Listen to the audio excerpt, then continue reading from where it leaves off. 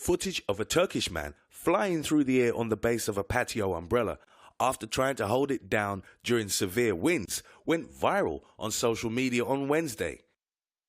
Captured in southern Turkey's Osmaniye province, the footage shows the man struggling to secure a large umbrella during heavy gusts.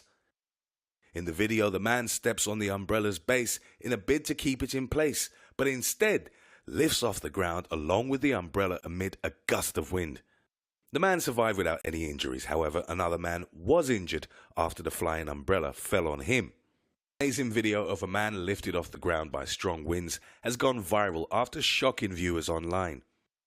Ferocious winds have swept pedestrians off their feet in Turkey. Footage of a Turkish man flying through the air on the base of a patio umbrella after trying to hold it down during severe winds went. I would have personally been scared something that big picking me up and the wind being that strong taking me away. Yeah, that's crazy. So I want to show you guys a different angle of that. One that's clear as well too, a lot clearer. Not that this is not clear, it's clear, but just a different angle. Go ahead and take a look.